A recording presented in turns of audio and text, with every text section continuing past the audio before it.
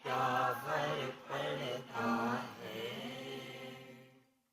कोई दिक्कत नहीं, पता नहीं, जो थारी राय सो हमारी राय, nothing to do, nowhere to go, देखो सुनो मत बोलो,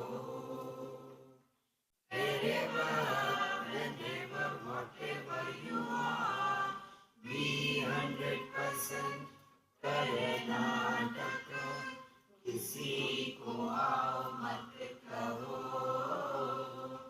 किसी को लाओ मत कहो,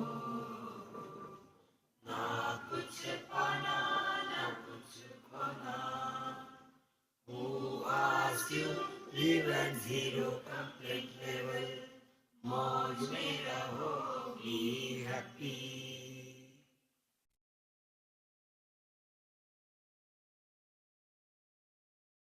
श्री कृष्णा श्री कृष्णा श्री कृष्णा श्री कृष्णा।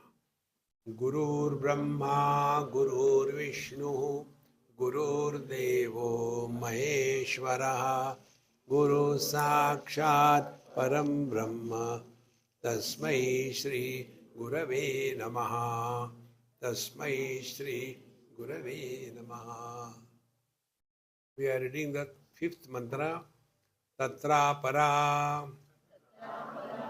ऋग्वेदो यजुर्वेदः, सामवेदो अथर्ववेदः, शिक्षा कल्पो व्याकरणम्,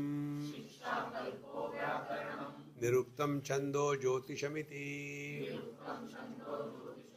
अथ परा यया तद् अक्षरम् अधिगम्यते। अपरा विद्या हमको सिखाती है कि हम कैसे जिए। वो मनुस्मृति में एक श्लोक आता है, जन्मना जायते शूद्रः, जन्म से सभी शूद्र होते हैं।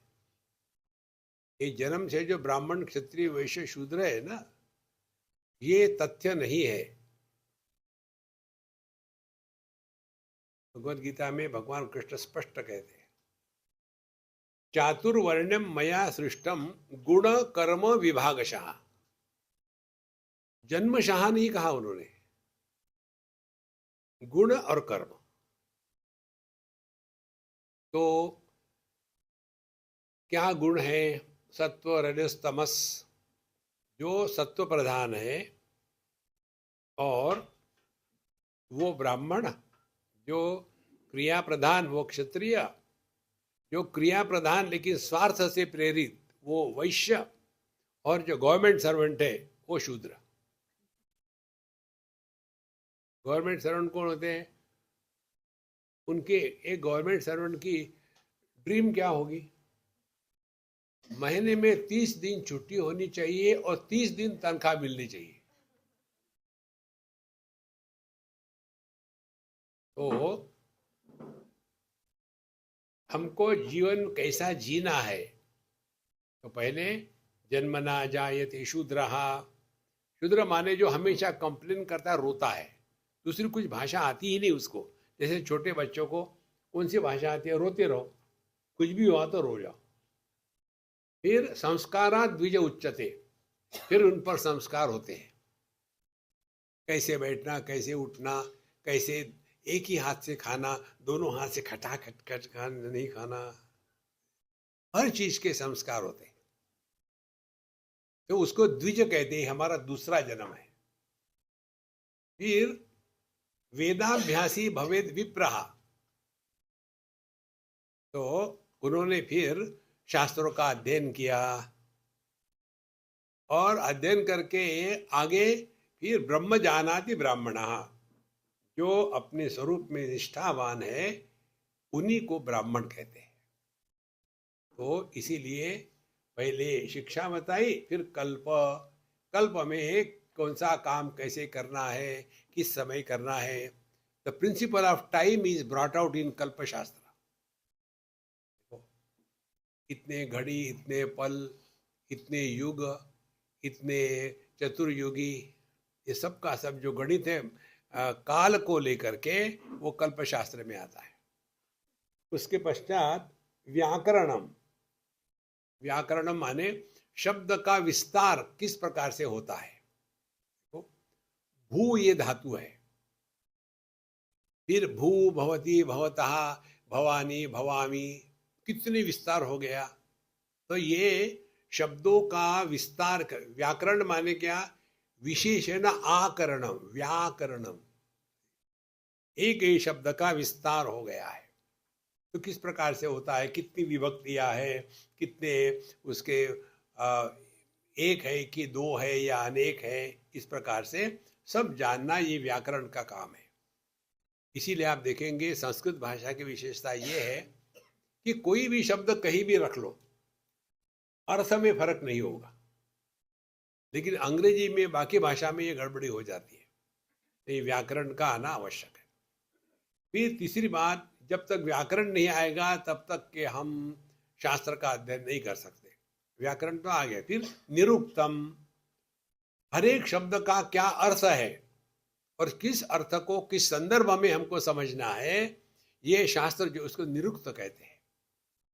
फिर छंद, आप देखेंगे जो मंत्र सभी के सभी नहीं, जो छांदस मंत्र होते हैं, जैसे अपनी भगवत गीता में जो है वो अनुष्टुप छंद है।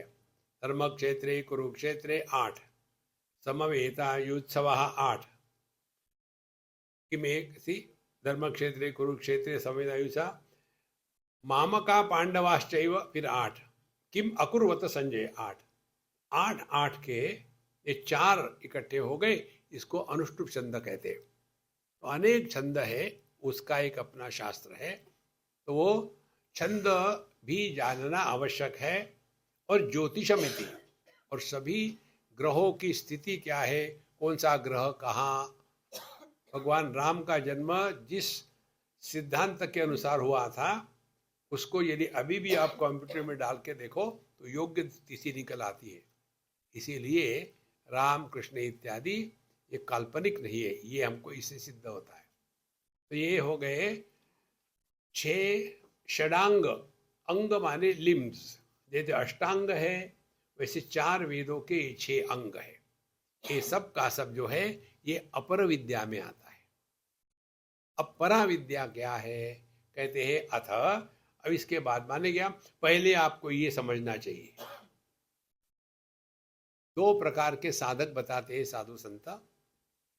एक होते हैं कृतोपास्ति, दूसरे होते हैं अकृतोपास्ति। कृतोपास्ति माने जिन्होंने अपने जीवन में उपासना करी है, जिन्होंने जीवन बहुत बढ़िया से जिया है, और ऐसे व्यक्ति का मन सहज रूप से शांत होगा। और शांत मन का तात्पर्य सोने वाला मन नहीं। शांत मन वो है, शुद्ध मन वो है जिसमें तत्व जिज्ञासा प्रकट हो जाती है। जब तक के हमारे अंतःकरण में तत्व जिज्ञासा प्रकट नहीं होती, तब तक के हमारा अंतःकरण शुद्ध नहीं हुआ। भगवान शंकराचार्य शुद्ध अंतःकरण की यही परिभाषा बताते हैं। ये जो ग्रंथ है ना त्रिपुरा रहस्य, उसमें भी यही बात बताते हैं। हमारे परशुराम जी ने इतने सालों तक, 12 साल तक बड़ी उपासना करी त्रिपुरा देवी की। और फिर उन्हीं के मन में प्रश्न आ गया, यार मैं यही कर रहा हूं, कौन है ये त्रिपुरा देवी। तो फिर वो फ्रस्ट्रेट हो करके वापस आ गए भगवान दत्तात्रेय के पास। उन्होंने कहा कि मुझे लगता है मैंने टाइम बर्बाद किया 12 साल, पता नहीं कौन है ये त्रिपुरा देवी, बताइए मुझे। तो कहते देखो तुमने टाइम बर्बाद नहीं किया, अब तुम्हारे मन में जिज्ञासा उत्पन्न हो गई। मुझे मैसेज आ रहे।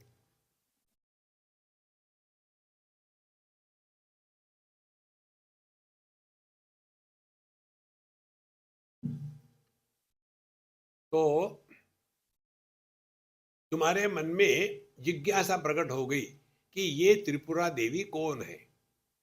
इसीलिए उपासना या अपने जो कर्तव्य कर्म है ये पूरे हो गए, इसके कारण अंतःकरण शुद्ध हो गया, ये हमको समझना है।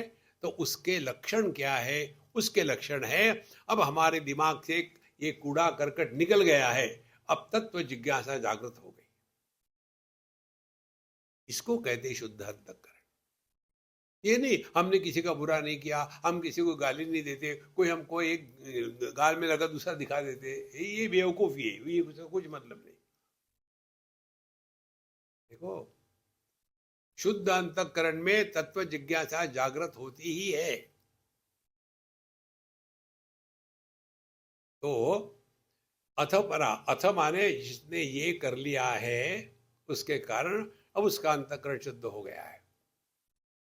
ऐसे ही थे शौनक महाशाला, उन्होंने अपने जीवन को पूरा कर लिया। अब इनफ ऑफ दिस वर्ल्ड,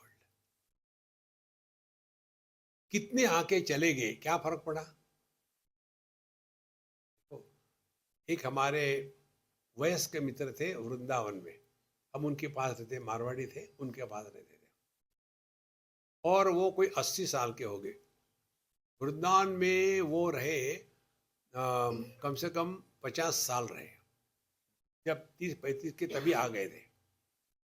करोड़ों का उनका बिजनेस, और हम उनके साथ रहते थे, सत्संग भी होता था। और एक दिन उन्होंने हमको पूछा कि स्वामी जी आप सुबह उठ के क्या करते हो, मैं भी आऊँगा सुबह में आपको बैठने, आ जाओ। आ गए। तो फिर इतने कड़क उनका नियम था कि उनके वहाँ भगवान थे, उसके बाद उनके पंडित जी को लगाया था, उनके लिए भगवान के लिए अलग से खाना बनता था, पूरी तैयारी, क्योंकि पैसे की कुछ कमी नहीं थी, पूरी श्रद्धा उपासना चल रही थी। और फिर स्वामी जी मुझे आप बताइए, हमने कहा बैठो, और जब तक मैं नहीं बोलता तुम बोलो मत, चुप रहो। 80 साल के थे, बैठे चुप रहे। अब पूछो। तो स्वामी जी अब मुझे समझ में आ रहा। क्या? मैं कितना परेशान होता था, ये नहीं पूजा, वो पूजा, आज ये तिथि है, वो तिथि है, वो पंडित नहीं आया, भगवान को भोग नहीं चला, ये इसी में लगा रहता था।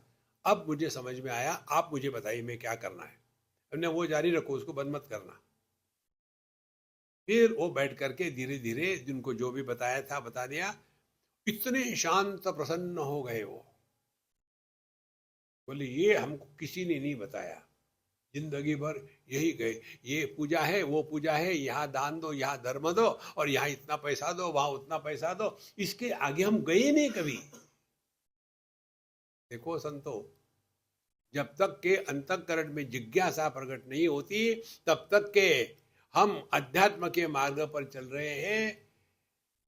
दिल बहलाने के लिए गालिब ख्याल अच्छा है।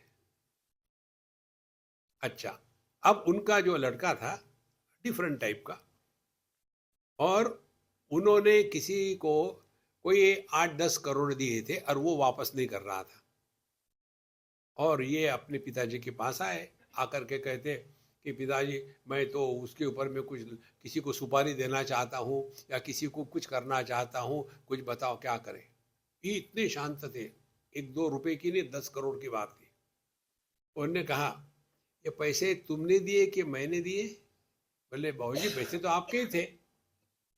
पक्की बात है? हाँ मैंने दिए है ना, तुम क्यों परेशान हो रहे हो? नहीं फिर भी, बोले अच्छा तुम्हारी परेशानी में दूर करता हूँ। पंडित को बुलाया, हाथ में पानी लिया, और पंडित जी को, पंडित जी संकल्प करो मेरे लिए। पंडित ने संकल्प बनाया, और फिर बोले अब मुझे दोहराओ। उन्होंने दोहराया, अमुक अमुक को मैंने 10 करोड़ दान दे दिए।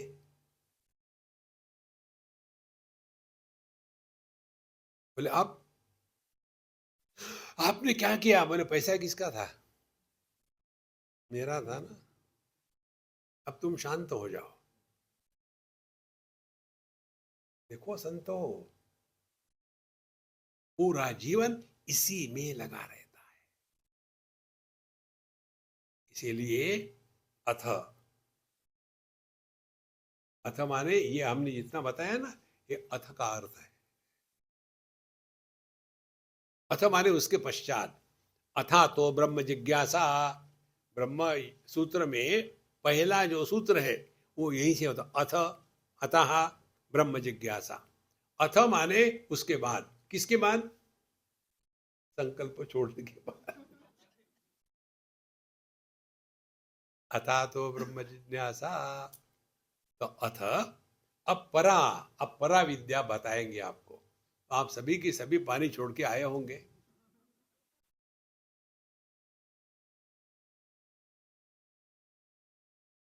हार्ट अटैक मत आने देना, मैं मजा कर रहा हूँ।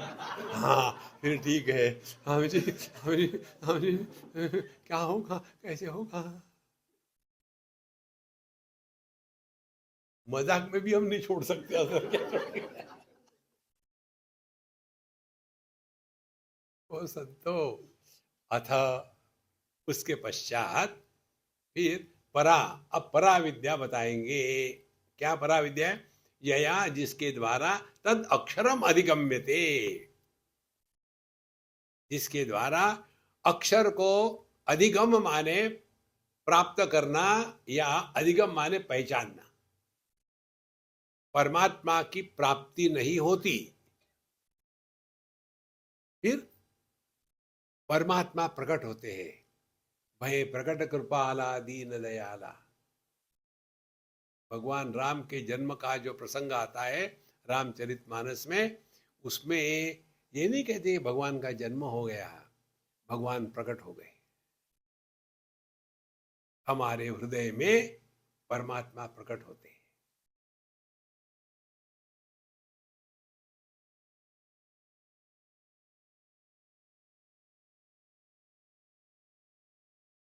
तो पराविद्या क्या है? जिसके द्वारा परमात्मा, अक्षर, अक्षर माने जिनका नाश नहीं होता, नक्षरति, परमात्मा प्रकट माने परमात्मा तो हम है ही, वो ढक गए हैं। ये बात हमने कहाँ सीखी? हमारा एक धंधा है, हर 8 दिन में सूटकेस को भरना और खोलना, यही धंधा है। तो वहां हमने सीखा, आपने भी किया होगा लेकिन सीखा नहीं होगा। कोई भी सूटकेस ले लो आप विश्व की, हमेशा छोटी ही होती है।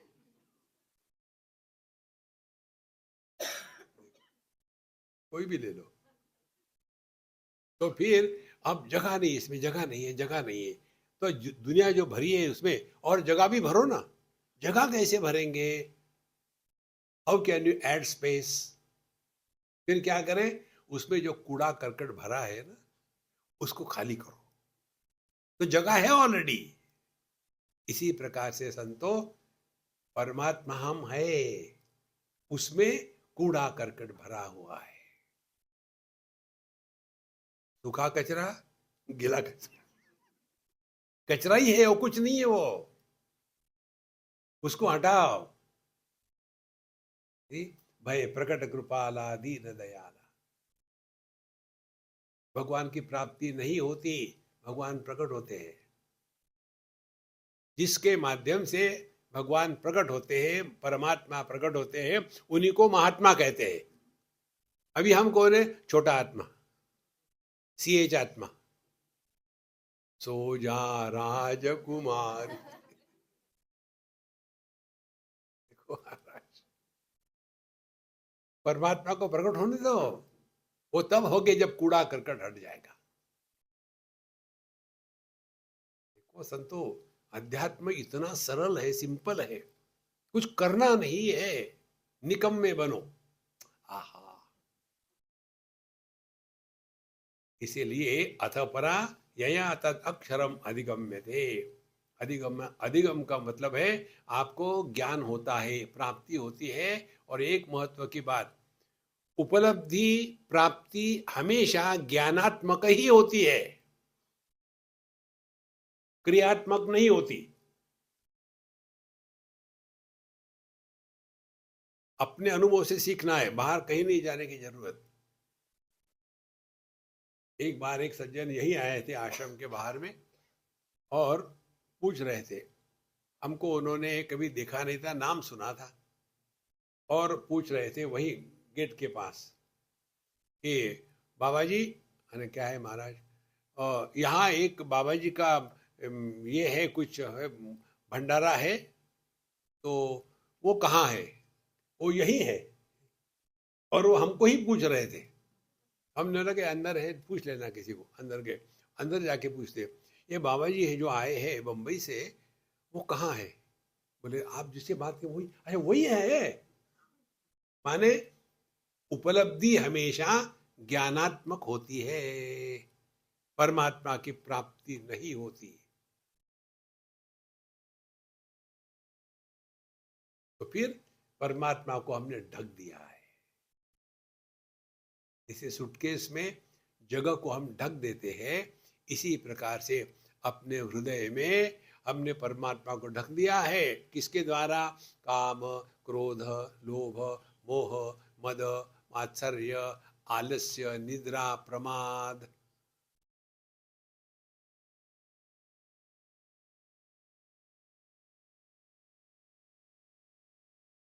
हमको सभी को शांति में जो अनुभव होता है वो बाहर से नहीं आता। आपने गरम गरम समोसे खाए, खुशी आई, कहां से आई? समोसे से नहीं। आपके मन में जो समोसा खाने की खुजली थी, वो खुजली शांत हो गई। आहा, ओ, करना कुछ नहीं है, अपने अनुभूतियों से सीखना है।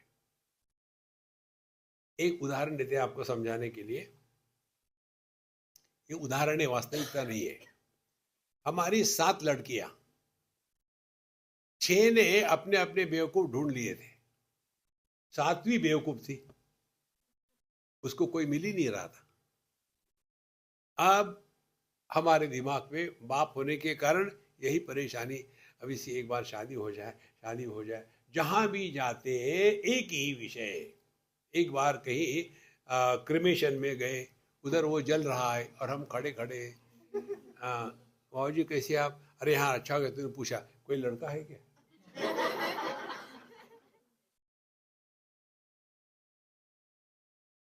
लोग मर रहे हैं। कहीं भी जाओ एक ही चिंतन हमारे दिमाग में, इसकी शादी हो जाए, कोई लड़का है क्या, कोई लड़का है, कहीं भी जाए। और फिर ऐसा कुछ हुआ कि उसको एक बेवकूफ मिल गया, शादी हो गई। उसकी शादी होने के बाद जो हमको अनुभव आया ना, वो ब्रह्मानंद है। हाँ,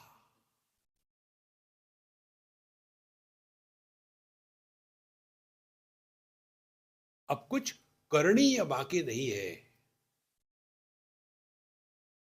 जब तक के वो बच्चे का क्या होगा ये दिमाग में चलता था, तब तक के संसारी।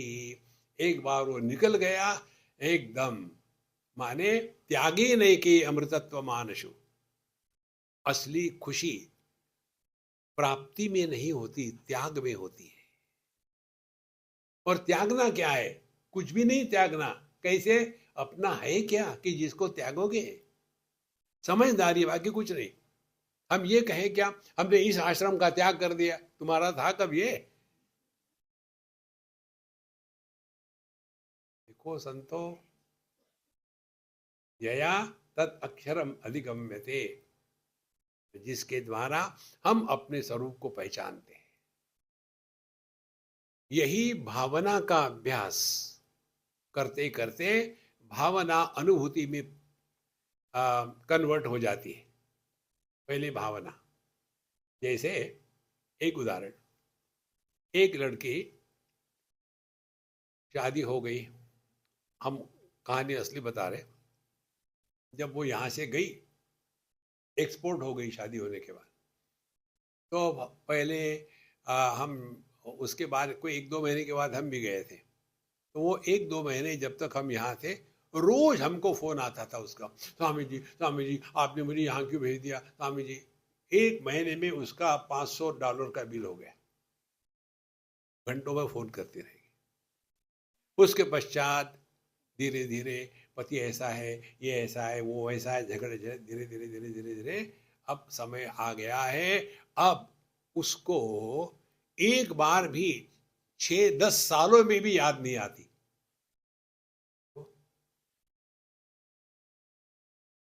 कितनी सिंपल बात है, वास्तविक है जीवन की।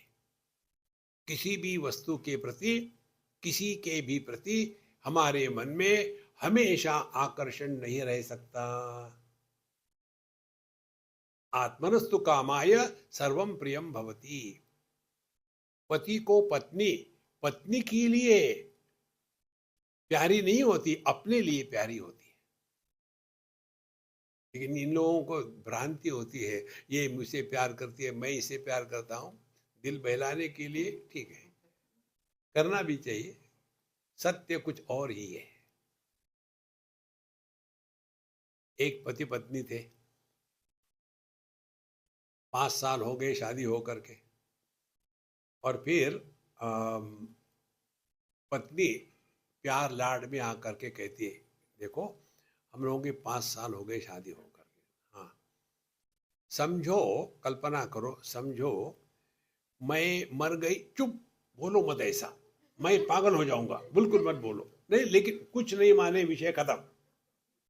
फिर 5 साल गए, फिर 5 साल के बाद फिर पूछा, देखो जी हम 10 साल हो गए, पिछले बार मैंने तुमको पूछा था तो तुमने मुझे बोलने नहीं दिया, अब सुनो, यदि मैं मर गई तो पिछले बार आपने बताया था कि पागल हो जाएंगे ना, अब बताओ, समझो मैं मर गई तो कुछ नहीं,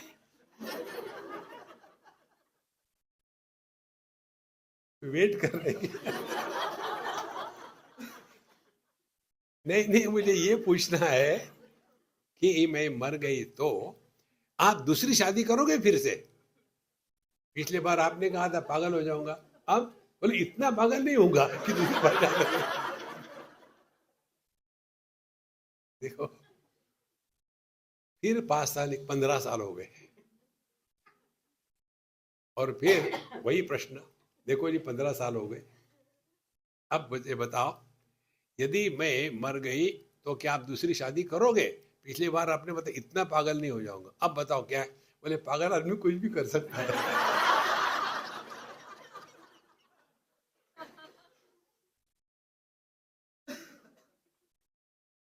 ये है परमात्मा। आपको क्या मिला इसमें? कुछ नहीं मिला ना। खुशी कहां से आ रही है? बाहर से नहीं आ रही है, आपके हृदय में जो आनंद है उसके फव्वारे फूट रहे हैं। जिस दिन आपको ये बात ग्रहण हो जाएगी ना, पूरे जगत के आनंद का जो स्रोत है वो हम है। यया तद अक्षरम अधिगम्यते। परा विद्या वो है कि जिसके द्वारा हम अपने इस आनंद स्वरूप को पहचानते हैं। पहचानो इसको। तो भावना क्या करनी है? भावना यही करनी, अपने आप में, लोगों को नहीं बताना। क्या भावना करनी है? Realize realize. बच्चे खेलते हैं ना, चलो हम लोग घर में घर घर खेलेंगे, भाई बहन पति पत्नी बन जाते हैं, बनते थोड़ी है, खेल रहे हैं, टाइम पास हो जाता है। इसी प्रकार से ये साधना शुरू करो। यार मुझे लग रहा है कि मैं रियलाइज तो नहीं हो गया, रियलाइज रियलाइज शुरू करो। गुस्सा आया, अरे रियलाइज होने के बाद तो गुस्सा आता नहीं यार। आपका आध्यात्मिक जीवन इतना सहज बनेगा। आपने देखा होगा कई लोग आध्यात्म के नाम पर ऐसा मुंह फुलाए रखते हैं कि जैसे मुंह में मुट्ठी भर खटमल गए हो। तो महाराज, आनंदादेव कल्पिमानि भूतानि जायन्ते आनंदेन जातानि जीवन्ति। हम आनंद की अभिव्यक्ति है, दुख की नहीं है। उस आनंद को हमने ढक दिया है इसी काम क्रोध लोभ इसके द्वारा। और इसीलिए ध्यान से सुनना, वृत्ति युक्त चैतन्य को मन कहते हैं, वृत्ति रहित मन को चैतन्य कहते हैं। पत्नी युक्त पुरुष को पति कहते हैं और पत्नी रहित पति को पुरुष कहते हैं। कुछ निर्माण हुआ, कुछ नष्ट हुआ, तो क्या करनी पड़ेगी साधना? पति को अपने स्वरूप से पदच्युत मत होना। कैसे? जब वो बोलती है तो आप चुप रहो, और जब वो चुप है तो आप बोलो मत।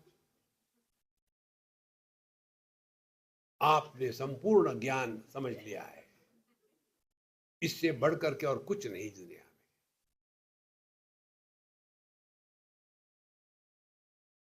दो में से एक को तो चुप रहना ही पड़ेगा ना। Take a lead. उससे क्या होगा? फिर घर का नाम शांति कुंज रखने की जरूरत नहीं। कई लोग अपने घर का नाम शांति कुंज रख देते, कोई स्वर्ग रख देते हैं, इसी बहाने कि स्वर्ग चले जाएंगे, स्वर्गवासी हो गए। तत्र परा यया तत् अक्षरम अधिगम्यते। संतो, ये जो आपका अनुभव है ना, इसको कहते हैं परमात्मा की प्राप्ति। इस समय आपके मन में विचार है क्या कि आप ब्राह्मण, क्षत्रिय, वैश्य, शूद्र हो? ये विचार है क्या कि आप स्त्री हो, पुरुष हो? ये विचार है क्या कि आप ऋषिकेश में हो कि बंबई में हो? आपका इस समय का अनुभव आप केवल हो मात्र।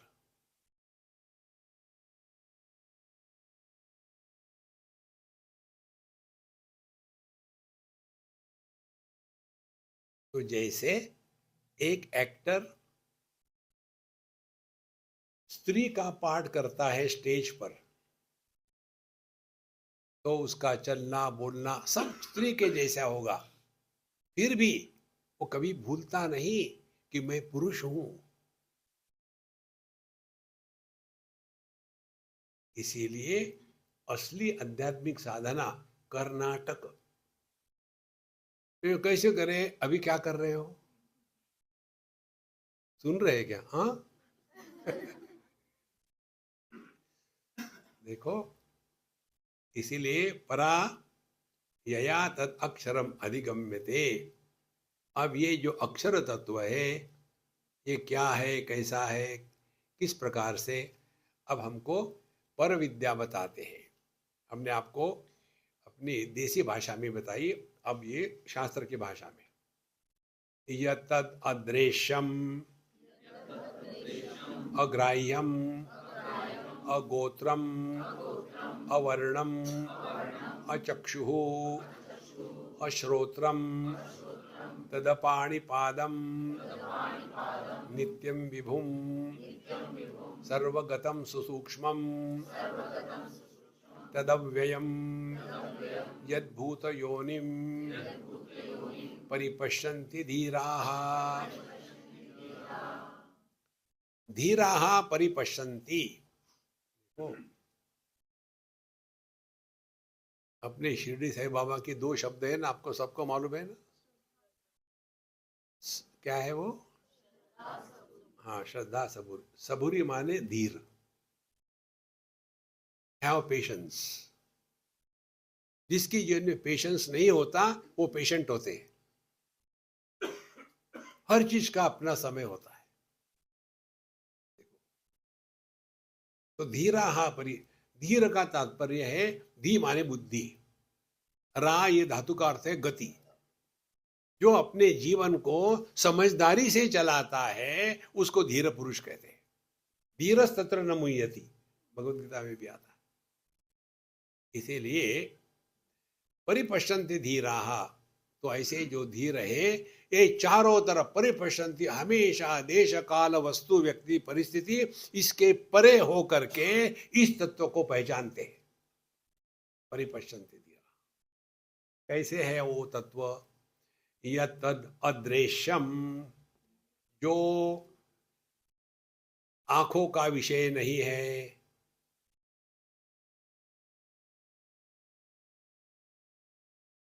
तो क्या आंखें फोड़ ले? नहीं, कोई जरूरत नहीं। तो जो दिखता है उसके परे चले जाओ, आंखें खुली रखो। कैसे संभव है? यही तो साधना है महाराज। इसके लिए एक उदाहरण ले लो। आप अंधकारमय कमरे में बैठे हो, कुछ भी नहीं दिखता, आपका हाथ भी आपको नहीं दिखेगा, इतना अंधकार। आराम से बैठे, उसके बाद आंखें के खुला रखो। आंखें खुली है इसलिए देख रही है, माने देखना हो रहा है, लेकिन अंधकार होने के कारण आंखें कुछ देख नहीं सकती। क्योंकि कुछ दिख नहीं रहा है, इसीलिए देखने वाला पैदा नहीं हुआ।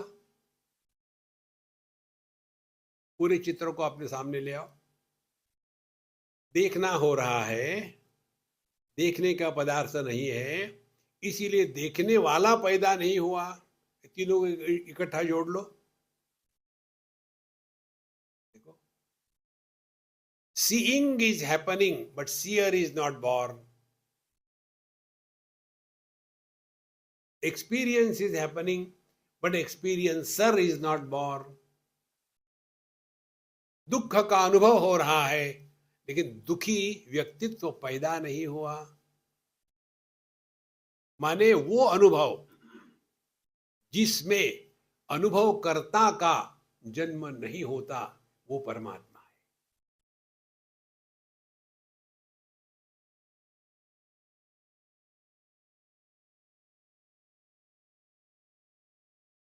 अनुभवकर्ता का जन्म कैसे होता है? देखो सुनो बकबक करते रहो। ये दिखने के लिए छोटा सा लगता है मंत्र, देखो सुनो मत बोलो, उसमें बहुत सूक्ष्मता है। और दुनिया यही है, नाम रूप, यही दो चीजों को दुनिया बनती है। तो देखा, आपने कुछ कमेंट नहीं करी, तो आप परमात्मा के साथ हो। सुना, नो कमेंट, आप प्रभु के साथ हो। माने आप स्वयं परमात्मा स्वरूप हो।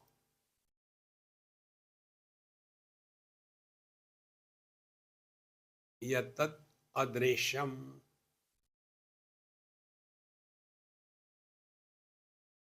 माने आपके सभी के सभी ज्ञानेंद्रिय जहां फेल होते हैं। ज्ञानेंद्रिय की अपनी अपनी क्षमता अपने अपने ही क्षेत्र में है। जैसे दृष्टि ले लो, एक ने मुझे पूछा था, लड़के ने, Swami ji have you seen God? I said why should I tell you? No no no no, I want to know. अब उसमें क्या परेशानी होगी उसकी? उसकी परेशानी यही है कि जो वस्तु आंखों से दिखती है उसी को मैं स्वीकार करता हूं। हमने भगवान को देखा नहीं, हम कैसे स्वीकार करें? तुमने अपने बाप को देखा है क्या? कैसे स्वीकार करें? अज्ञान के क्षेत्र में श्रद्धा ही आंतरिक शक्ति होती है। It is not blind faith, it is required. वो इसीलिए जब हम प्रश्न पूछते सोचते हैं भगवान को देखा है क्या, माने भगवान इंद्रियों का विषय है। जो इंद्रियों का विषय नहीं है उसको आप आंखों से, कानों से, नाक से कैसा देखोगे, सुनोगे, सूंघोगे? यत्तद् अदृश्यम।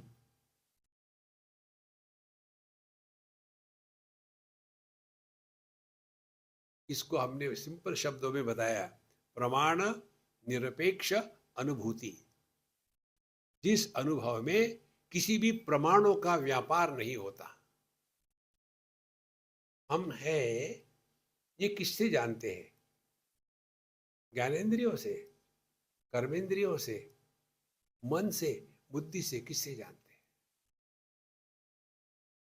अपना होना, इसकी सिद्धि किसी के कहने से नहीं होती। हमको कोई आके कहेगी आप मरे हुए हो, तो हम स्वीकार करेंगे? कोई कहेगा कि आप हो नहीं, we don't require anybody's authentication to be. इसीलिए यत्तद् अदृश्यम, सभी ज्ञानेंद्रियों का व्यापार खत्म हो गया। फिर अग्राह्यम, हाथ से पकड़ा जाता है, माने इसको पकड़ने का प्रयत्न मत करो। पकड़ किसके द्वारा हम पकड़ते हैं? कर्मेंद्रिय से कर्म करके पकड़ते हैं। देखो, हमने उठाया चाय का प्याला और पी लिया, ये कर्म है उठा करके, और कर्म से निर्मिति होती है। क्या हम कर्म के द्वारा परमात्मा को निर्माण करेंगे? इसीलिए भगवान शंकराचार्य कहते हैं, कुरुते गंगा सागर गमनम व्रत परिपालनम अथवा दानम ज्ञान विहीन सर्वमतेन भजति न मुक्तिम जन्म शतेन। एक श्लोक आपको हमने बताया था, उस पर चिंतन करो। उत्तमा सहजावस्था, होने के लिए किसी की अपेक्षा और आवश्यकता नहीं है। उदाहरण, अपनी निद्रा का अनुभव। सोने के पहले बिस्तर ऐसा हो, बिस्तर वैसा हो, ये गर्म हो ठंडा सब कुछ। एक बार वहां संगीत सभा शुरू हो गई, खर्र खर्र, देखो किसी की आवश्यकता नहीं। इसीलिए कर्म के द्वारा अध्यात्म प्राप्ति नहीं होती। न कर्मणा,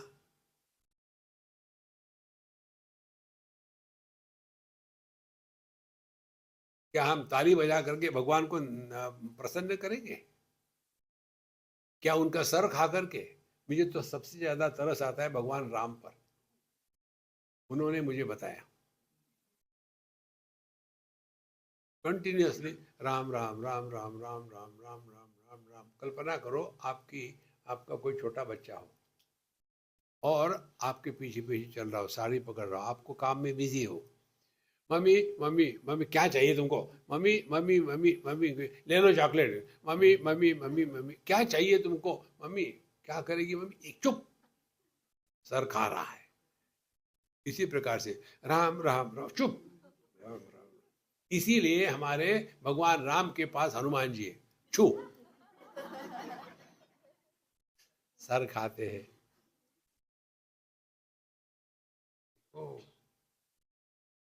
तो ना तो ये ज्ञानेंद्रियों का विषय है, ना कर्मेंद्रिय का विषय है।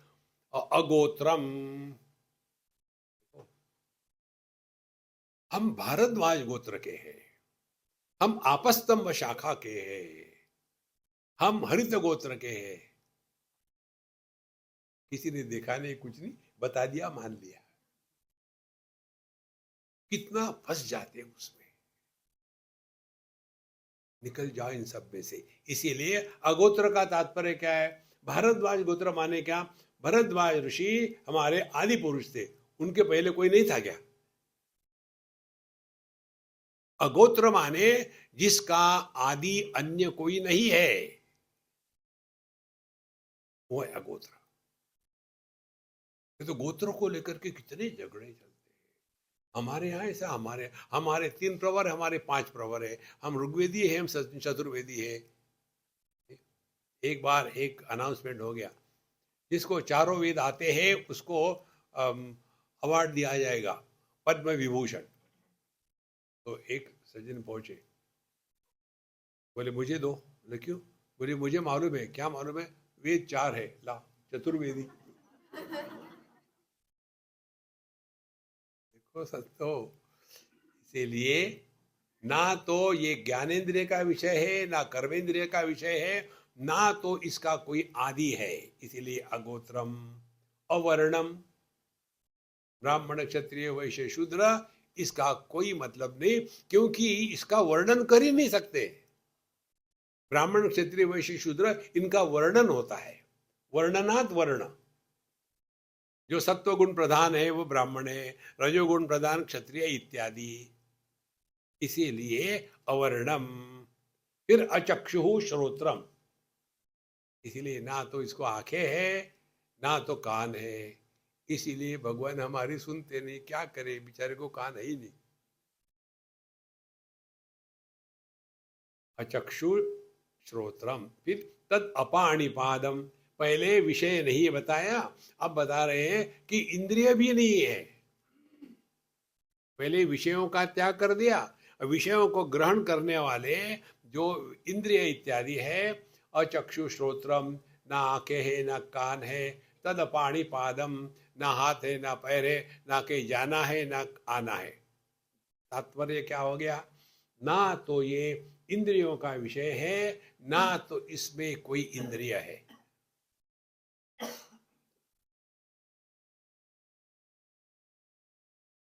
इसीलिए तद अपाणी अपादम, कहीं जाना वाना कुछ नहीं, कहीं आना नहीं है।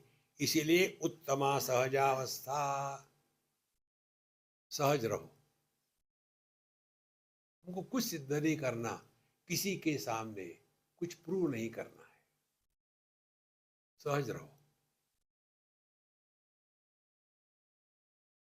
अपाणिपादम, फिर नित्यम, एक एक शब्द जो है चिंतन का है। नित्यम, जिसका कभी अभाव का अनुभव नहीं होता, इसीलिए नित्य है। एक शब्द ले लो और करो चिंतन। जागृत पुरुष का अभाव स्वप्न सुषुप्ति में होता है, स्वप्न पुरुष का अभाव जागृत सुषुप्ति में होता है, और सुषुप्त पुरुष का प्राज्ञ का अभाव जागृत स्वप्न में होता है। ये वाक्य कौन कहता है? मुझे अच्छी नींद आई थी, लेकिन बीच बीच में एक दो बुरे सपने भी आ गए। ये वाक्य कौन कहे? हम कहते हैं ना, कौन कहता है ये वाक्य? करो चिंतन। ये वाक्य जागृत पुरुष नहीं कह सकता, क्योंकि नींद में नहीं था वो। ये वाक्य स्वप्न पुरुष भी नहीं कह सकता, क्योंकि वो भी नींद में नहीं था। और ये वाक्य सुषुप्त पुरुष भी नहीं कह सकता, क्योंकि वो जग रहा था। वो यदि सो रहा तो कौन जानेगा कि मुझे नींद अच्छी आई थी? चिंतन करो। इसीलिए ये वाक्य कहने वाला जागृत में है, लेकिन जागृत पुरुष नहीं है।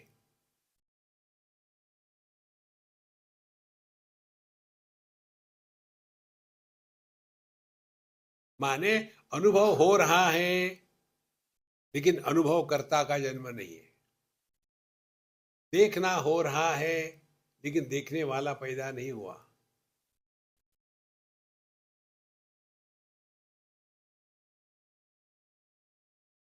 विभुम नित्यम, जिसके अभाव की संभावना नहीं है। नित्यम विभुम, विविधम भवति, वही सब कुछ बना है।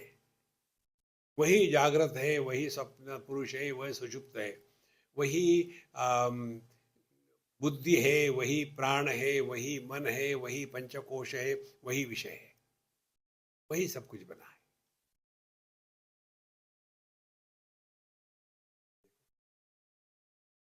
जैसे पानी वही समुद्र है, वही नदी है, वही लहर है, वही तुषार है, वही बर्फ है, वही बादल है, वही गंगा जी है, सब कुछ वही है। सबका आधार केवल पानी। इसी प्रकार से विभुम सर्वगतम, ये जो बताते हैं ना सर्वगतम, टेक्निकली दिखा जाए तो ये गलत है। जो सब में है। अब हम आपको एक ऐसा बताते उदाहरण से, हम ये कहेंगे क्या कि आकाश सब में है? ये गलत होगा। आकाश में सब है, आकाश सब में नहीं है। तो जब कहते हैं सर्वगतम, इसीलिए ये जो प्रार्थना आती है गणपति अथर्वशीर्ष में, भगवत गीता के 11वें अध्याय में भी आती है। वहाँ कहते हैं भगवान को कैसा नमस्कार करते हैं, आगे से, पीछे से, दाहिने से, बाएं से, ऊपर से, नीचे से। तो क्या भगवान के अगल बगल घूम रहे हैं क्या? फिर हमको यदि प्रार्थना करनी हो, आकाश को नमस्कार करना हो, तो कैसा करेंगे? आकाश आपको सामने से नमस्कार, दाहिने से, बाएं से, पीछे से। क्योंकि आकाश कहाँ नहीं है, माने हम आकाश में है, हम परमात्मा में है। क्यों? कि हम परमात्मा स्वरूप है, वही सब कुछ बना है। तो वही आकाश बाहर है, वही अंदर है। अंदर बाहर इसके कारण हुआ, दीवाल के कारण। दीवाल कहाँ है? आकाश में है। तो जब तक हमारा दृष्टिकोण, रेफरेंस पॉइंट ठीक नहीं होगा, यदि रेफरेंस पॉइंट दीवाल होगी तो अंदर बाहर सत्य है। यदि रेफरेंस पॉइंट आकाश होगा तो अंदर बाहर में कोई फर्क नहीं। बाहर का जो आकाश है वही अंदर है। इसीलिए मंदिर का आकाश पवित्र नहीं होता और टॉयलेट का आकाश गंदा नहीं होता, जो सबका आधार है। इसीलिए सर्वगतम, सब में वही है और सभी उसी में है। और सुसूक्ष्मम, सूक्ष्म और सुसूक्ष्मम, माने इससे और सूक्ष्म कुछ है ही नहीं। सूक्ष्म किसको कहते हैं? जितने गुण कम होंगे उतना ज्यादा सूक्ष्म होता है। जैसे पृथ्वी के 5 गुण है, शब्द, स्पर्श, रूप, रस, गंध। पृथ्वी स्थूल है। पानी के 4 गुण है, शब्द, स्पर्श, रूप, रस। गंध नहीं होता पानी को। फिर अग्नि में आ गए, शब्द, स्पर्श, रूप, रस और गंध, ये अग्नि को नहीं होता। इसी सिद्धांतों को लेकर के ये उडुपी होटल होते हैं ना, वहां आपको गरम गरम खाने को देते हैं। इतना गरम होता है कि कैसा है, गरम है, टेस्ट का चक्कर ही नहीं वहां। इसीलिए अग्नि सूक्ष्म है। फिर और चले जाओ, आकाश, वायु उससे भी सूक्ष्म है। पृथ्वी को आकार है, पानी पतला है, अग्नि को आकार भी नहीं, पतला भी नहीं, वायु को आकार भी नहीं है, दिखता भी नहीं, और आकाश उससे भी सूक्ष्म है। अब सवाल आता है, आकाश कहाँ है? मन में है। जब मन सो जाता है गहरी नींद में, तब हम कहाँ होते हैं, कब होते हैं, क्या होते हैं, कैसे होते हैं, क्यों होते हैं, सब गायब। तो आकाश कहाँ है? आकाश मन में है। और मन क्या है? चैतन्य की सापेक्षता की अभिव्यक्ति। इसीलिए सुसूक्ष्मम, ये आकाश की बात तो करते हैं साइंटिस्ट लोग, लेकिन आकाश को छोड़ के सबकी बात करते हैं। इतने बड़े ग्रह है, इतने हैं, इतनी वो इतने करोड़ मील दूर है, समुद्र इतना है, और उसके ऊपर में इतनी सूर्य है। केवल कल्पना कल्पना कल्पना। जिस आकाश को लेकर इतने बोलते, आकाश को डिफाइन करते ही नहीं। Define space, no parameters can work on it. We take it for granted. इसीलिए जब खर्राटे मारते हैं उस समय हमने मन को लपेट करके सिरहाने रख दिया है। इसीलिए हम कहाँ होते हैं? गया काम। कब होते हैं? खत्म। क्या होते हैं? है ही नहीं कुछ। तो ये देश काल वस्तु, जब तक के देश नहीं है, माने आकाश नहीं है, माने स्थिति नहीं है, तब तक की गति नहीं हो सकती।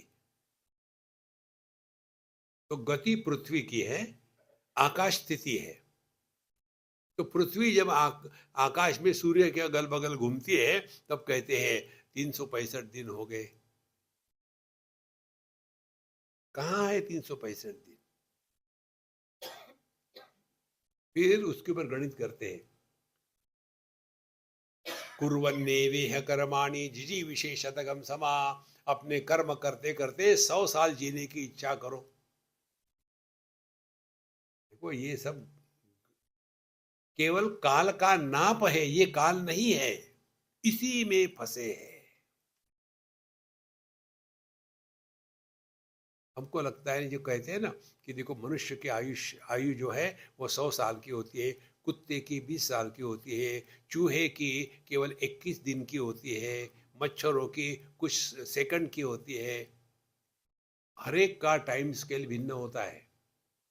हमारा जागृत का जो टाइम स्केल है और स्वप्न का जो टाइम स्केल है वो अलग अलग होता है। इसी प्रकार से हम सब के सब 100 साल जीते हैं, चाहे मनुष्य रहे, चाहे गधा रहे, चाहे गधा मनुष्य रहे, उम्र उतनी ही है, 100 माने 100%। इसीलिए सुसूक्ष्म भी अत्यंत सूक्ष्म है, जो किसी भी नाप तौल में नहीं गिना जा सकता। तद अव्ययम, और इसीलिए इसमें किसी भी प्रकार का परिवर्तन नहीं आता, ये खत्म नहीं होता। व्यय माने खत्म होना, कितना व्यय हुआ। अव्यय माने जिसमें कोई हानि नहीं होती। हानि किसमें नहीं होती? अनंत, infinite plus minus anything continues to be infinite. neither can you add anything nor can you take away anything from this. तो महाराज तद अव्ययम। अब देखो हम में कुछ फर्क पड़ा क्या? जैसे कि वैसे ही है। देहिनोस्मिन् यथा देहे कौमारम यौवनम जरा तथा देहांतर प्राप्ति धीरस्तत्र न मुह्यति। बचपन चला गया, जवानी चली गई, बुढ़ापा चला जाएगा, हम रुक जाओ,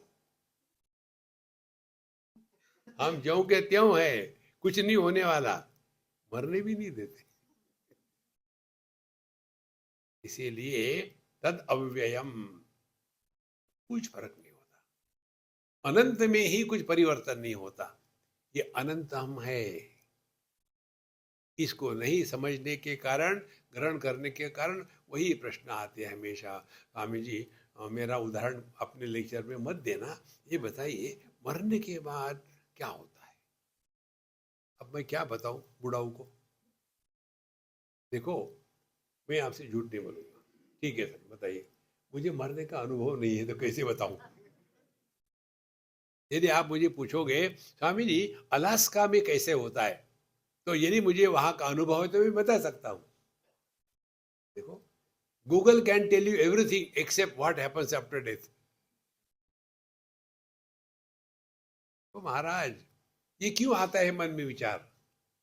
इसलिए आता है हमने अपने आप को देह मान के रखा है, और बाकी देह मरती इसलिए हम मरते हैं।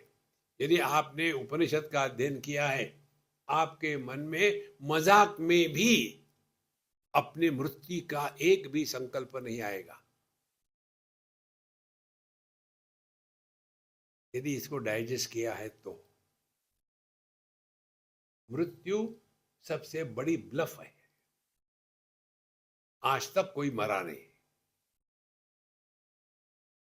तो महाराज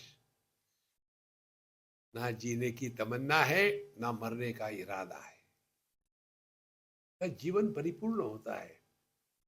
नहीं तो वही हाँ जी मरने के बाद क्या होता है? अब तुम जिंदा थे, कुछ हुआ क्या? जब जिंदा है तब कुछ हुआ नहीं, तो मरने के बाद क्या होगा? फिर भी जो जिंदा रही वो खुश हो जाएगी, बूढ़ा हो गया, अच्छी बात है। देखो संतो, ये सब बातें सीखने की है दुनिया में। एक जगह की बात है, हम थे वहां, एक बूढ़ाऊ कपल था, दोनों का प्यार बड़ा प्रसिद्ध था। बुढ़ापे में वो हो गए कोई 80 साल के, ये थी कोई 78 ऐसी।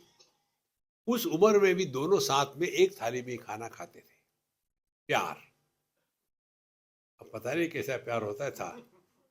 अच्छा, एक दिन वो आदमी मर गया, और मरने के बाद बाकी कोई थे नहीं, अगल बगल के लोग थे। तो उनके सिद्धांत के अनुसार वहाँ की जो प्रक्रिया है कि वो जो मरा है उसको, उसका सर गोद में रखना है, पुत्र रखेगा। अब पुत्र नहीं था तो फिर ऑप्शन पत्नी रखेगी।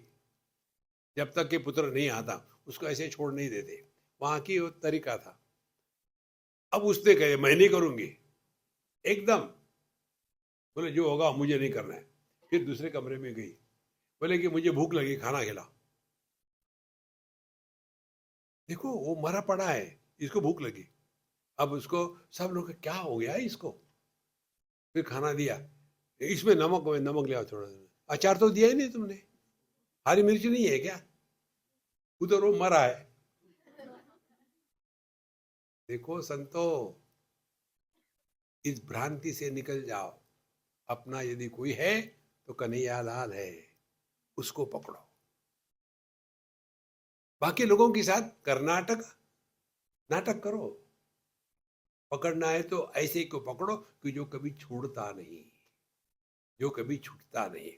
तद अव्ययम यद भूत योनिम परिपश्यन्ति धीराः। तो यह जो संपूर्ण विश्व का आधार है, जो संपूर्ण विश्व है, वही अपना स्वरूप है। ये परिपश्यन्ति, परिपश्यन्ति माने इसका जो अनुभव करते हैं वो बताते हैं, ये है पराविद्या। ओम पूर्णमदः पूर्णमिदं पूर्णात् पूर्णमुदच्यते पूर्णस्य पूर्णमादाय पूर्णमेवावशिष्यते। ओम शांति शांति शांति। हरि ओम। श्री गुरुभ्यो नमः। हरि ओम।